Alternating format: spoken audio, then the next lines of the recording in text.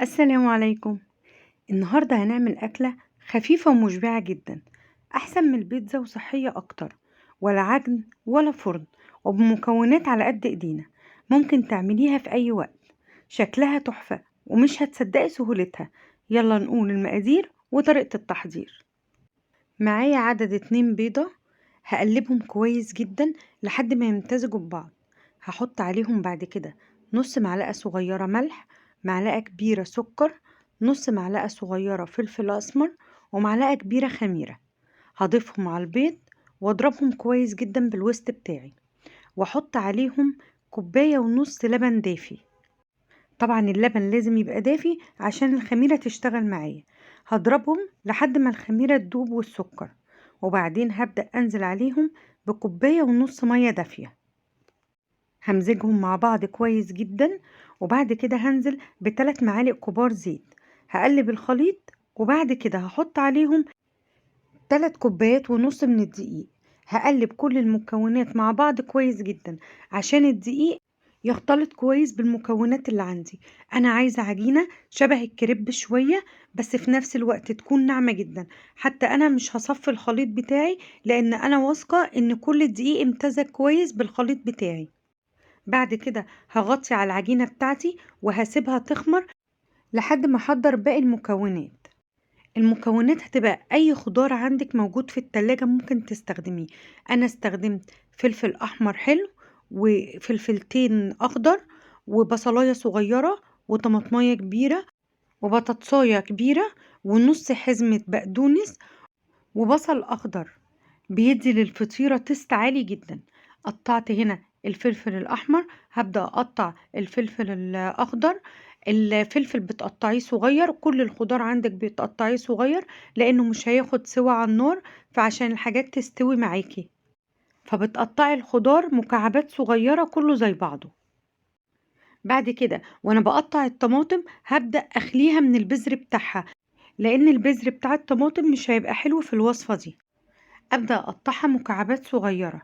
ناخد بالنا إن الوصفة دي ممكن تحط أي خضار موجود عندك، ولو عايزة تزودي في كمية الخضار تمام، هي الوصفة دي بتقبل منك أي حاجة. بعد كده عندي بصلاية متوسطة الحجم، هبدأ أقطعها مربعات صغيرة، وهحتاج للوصفة دي نص حزمة بقدونس مش أكتر. وأنا بقطع البقدونس أحاول كده أفرمه بالسكينة شوية علشان يبقى ناعم معايا، شبه مفروم كده. بعد كده هجيب بالظبط عودين بصل اخضر، اللي هو الجزء الاخضر بتاعها، وهبدأ اقطعه نفس الكلام. وانا بقطعه احاول افرمه كده بالسكينة شوية عشان يبقى صغير معايا في الوصفة بتاعتي. البطاطساية عندي هجيب المبشرة وابشرها. هنا مش هصفي المية اللي في البطاطس، لان اوريدي انا عاملة عجينة، فمش فارقة معايا ان انا اصفي البطاطس. وزي ما قلتلك الوصفة دي ممكن تحطي اي انواع جبنة انت عايزاها جوه العجينة، تشيدر او رومي او فلامنك. انا هنا اكتفيت بس ان انا حطيت جبنة موتزاريلا. العجينة هي بصوا ما شاء الله عليت ازاي، شكلها تحفة بجد. هبدأ احط عليها الجبنة الموتزاريلا عندي والبطاطس، واحط الخضار كله، وابدأ اقلبهم كويس في العجينة. انا عايزاكم تشوفوا دلوقتي لما نحط كل الحاجات دي شكل الالوان جوه العجينة شكلها حلو قوي ازاي. كل ما الوان الخضار تزيد جوه الاكل بيبقى الاكل صحي اكتر. بصوا الوان الخضار شكلها باين، شكلها حلو قوي ازاي. طبعا الوصفة لحد كده تمام، هي كده بس طبعا انا لازم احط التاتش بتاعي.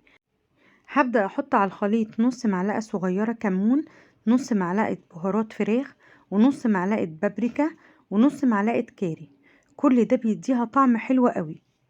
هقلب كل التوابل اللي انا حطيتها دي مع العجينة والخضار. ولو انت عايزة تستغني عن اخر خطوة مفيش مشكلة خالص، مش هتأثر في الوصفة، بس هي بتعلي التست بتاعها مش اكتر. بعد كده طاسة على النار هنزل فيها بشوية زيت، او لو عايزة تحطي سمنة او زبدة براحتك، بس هو الزيت بيبقى كويس عشان الزبدة ما تتحرقش معاكي. هبدأ افرد فيها العجينة زي ما انتوا شايفين كده. اول ما العجينة احس انها استوت من الجوانب هبدأ اقلبها على الناحية التانية. حاولي وانت بتفردي العجينة ان تبقى كلها سمك واحد عشان تديكي في الاخر شكل الفطيرة. بصوا هنا خلاص من الجوانب ابتدت تستوي ازاي. هبدأ اقلبها على الناحية التانية زي ما قلت لكم. بصوا لونها رائع جدا.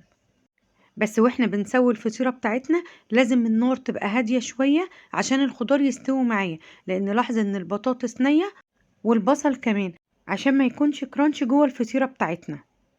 فزي ما قلت لازم تبقى النار هادية على الفطيرة. انا خليت الفطيرة تستوي قدامكم بكل مراحلها عشان تشوفوا الوقت اللي بتاخده قد ايه، وبتطلع في الاخر شكلها عامل ازاي. نعمل واحدة كمان بس اسرع شوية. نفس الكلام هفرد العجينة، وانا بفردها لازم تبقى سمك واحد، ما ينفعش حتة تبقى اعلى من حتة، عشان كلها تاخد نفس السوا ونفس اللون.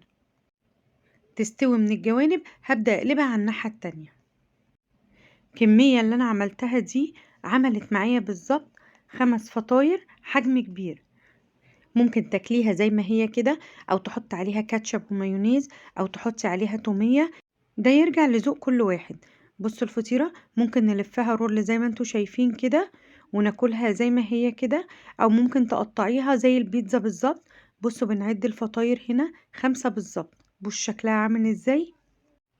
الفطيرة دي بتقبل منك زي ما قلتلك اي نوع خضار انت بتحطيه، ممكن تحطي زيتون او اي لحوم انت عايزاها.